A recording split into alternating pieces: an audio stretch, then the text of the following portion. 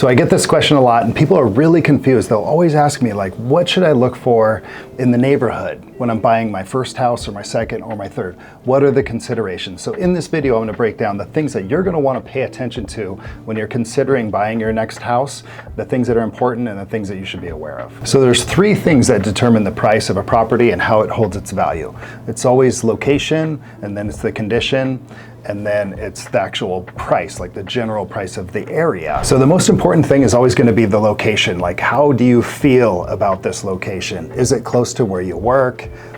Is it, generally speaking, the school's good? Does the neighborhood look good? What amenities are important to you as well? If you like to have, your Whole Foods or your Costco or things like that, you want to make sure that these things are really close by if you're considering this location. The reality is you can end up with the best house in a pretty bad neighborhood, and that's not going to help you in the long term. Always be mindful of your commute. Always be mindful of the things that are surrounding you. And again, location is key. So the second thing I want to talk about is, with regard to location, is the community, the sense of how does it feel, right? Is this a subdivision? Does it have a homeowners association? Because what I found is that some people really hate them and some people respect what they usually are trying to do. They're not trying to always micromanage what you can do to your property and those sorts of things. Most of them are truly trying to protect your property value. So when you look around, if there's a park, is it falling apart? If there's a monument out front, does that monument look good? Like, what's the general feel of the location? And then have your real estate agent get an idea, if there is an association, how active is it? What does the budget for that homeowners association look like?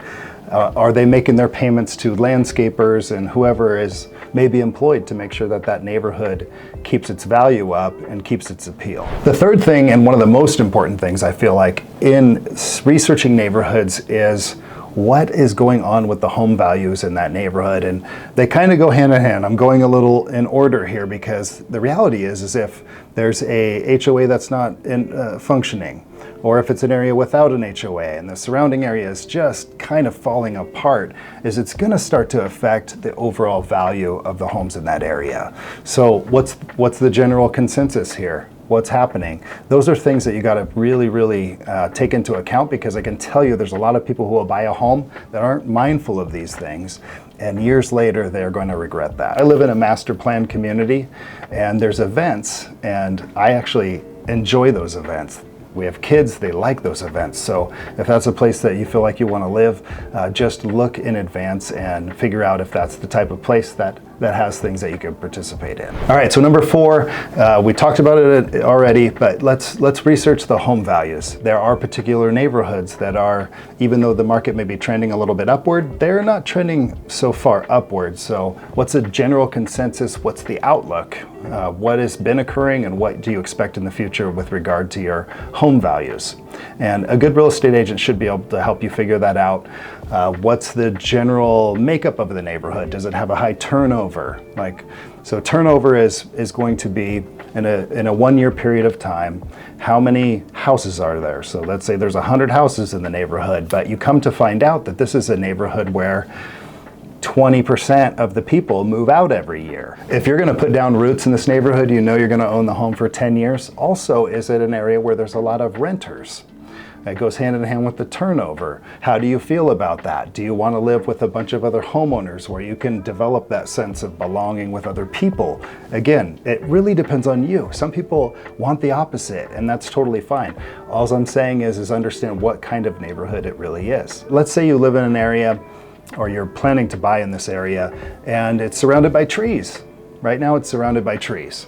Doesn't mean it's going to stay surrounded by trees. So understand, outside of the general neighborhood that you live in, or even your lot, what's going to happen behind your lot.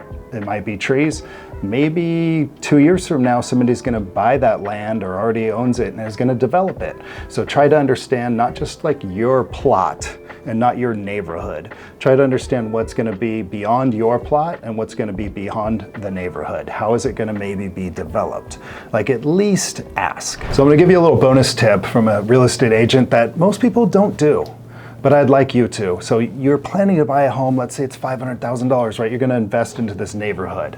What I encourage you to do is go at a time when the neighborhood is kind of, you know, alive, right? It's not 6 o'clock in the morning. So go and talk to your neighbors.